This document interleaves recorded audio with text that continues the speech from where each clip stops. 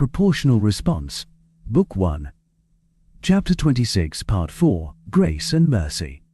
Kasler kept very still. Part of him wanted to answer for Henry, take the load off of him, but he knew he couldn't. Henry answered in slightly stiff, but politely formal tones. On behalf of the Human Confederation, one accept the surrender of what was once the Zoltan Republic. We will take these remains and see them buried on a human world. The guard Henry had spoken to stepped through the door. He moved as close to a march as the space allowed, took the silver platter, made a smart turn, and left. Henry didn't pause through the exchange. We will not bury them on Earth, however. In too many of our cultures, that would be considered something of an honor, and we don't want that. Henry gave a hard, feral grin. Rest assured, her graves will be on a human worlds, and will never be found. Mendesh nodded, then stood and waited. Henry stood for a moment as well, then moved quietly to a chair, gesturing for everyone to join him. Kaz kept his face carefully smooth as the Zoltans held their place until he got himself seated. Once everyone sat, Henry made a motion with his hand, and Kaz heard the door close behind them. Henry is making it clear he is taking charge, and Mendesh is being equally clear that he accepts. Good. Henry then opened the folder and did a quick scan of the pages. Kaz took the opportunity to do the same. After a few pages, he found it took some effort to keep his face neutral. These reparations will hurt the Zoltans badly. No doubt he has piled every penny seized from the voters in here, and then piled on a lot of continuing payments besides. Having gotten a feel for the opening pages, Kaz thumbed quickly through the rest, looking for the next section, and all he found was the back of the folder. It took that long for him to realize that his document had been printed in his own language, not English, nor one of the Zoltan languages. Mendesh is going all out. Why? He then looked up at Mendesh and decided he never wanted to play poker with the man. The other Zoltan tried to keep a passive facade, but was clearly worried. Mendesh betrayed nothing. He fears that if he doesn't offer enough, Henry will make it worse. Or he fears it will be worse anyway, and Henry might do something truly awful if he doesn't offer enough. Please, Henry, don't make them sweat. Henry, for his part, was still going through the documents, separating them into two piles. Kaz went back to do a more detailed read of his stack, thankful he could read English well enough to see that everything seemed to match on the two sets of pages. Come on, Henry, read the room. At some point, about halfway through the process, Henry looked up with his eyebrows drawn down. For a moment Kaz feared the second Zoltan might faint.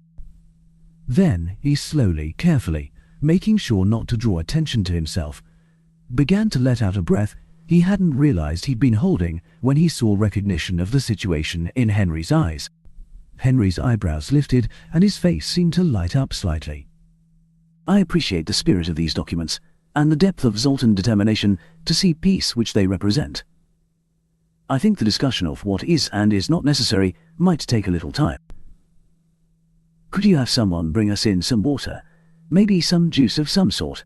The level of tension in the room dropped a great deal as Henry continued to make two piles, then went back and added a third. Kaz started going through them more closely and wished he could have brought Yoro. She'd have all of these scanned, totaled, indexed by house, circle, planet, and who knows what else by now.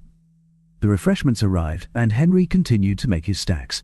Finally, he reached the end of the folder and looked at it with a curious expression. There is nothing you are going to ask for, Mendesh. No request for mercy, leniency, even sapientarian aid. Mendesh spread his hands on the table, while his companion looked like he wanted to flee the room as the Major answered. You are the unquestioned and unparalleled victors in this fight. It is up to you to set the terms. We have nothing else to give, but what is on those pages? All of our people will have to go on rationing of one sort or another for some time to meet. Henry waved a hand. Yes. This will bankrupt your worlds for a generation at least. That is not at all what we are going to do here.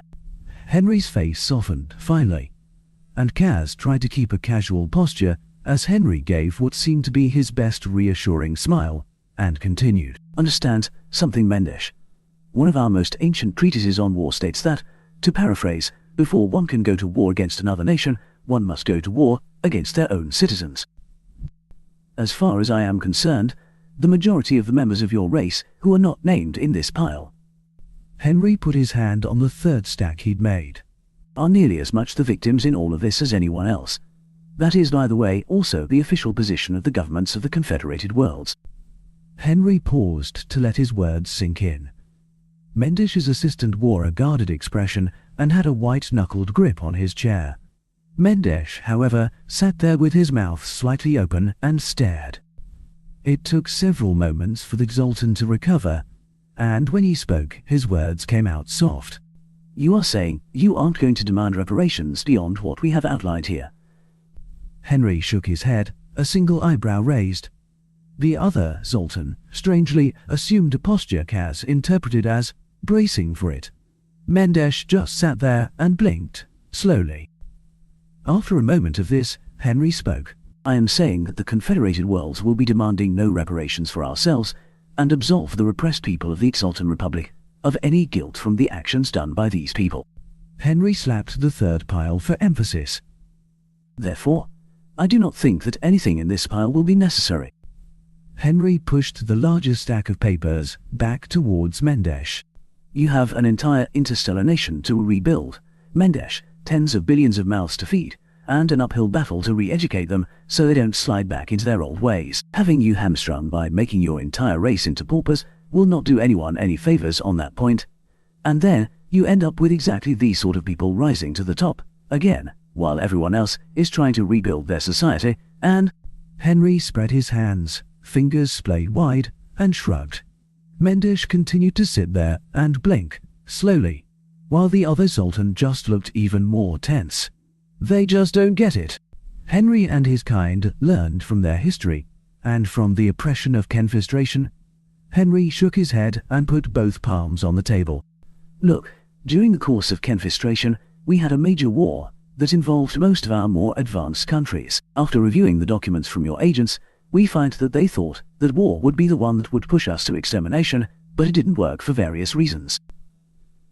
So, the groundwork had to be set for another, larger war. That was done, in part, by making sure the terms for the losing side were so onerous that they would have no choice but to go to war again, later. Sadly it worked, but that is a story for another time."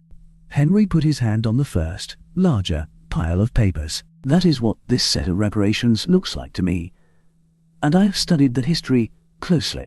It will take your people multiple generations to pay all of this off, and, sooner or later, our peoples will find ourselves right back here again.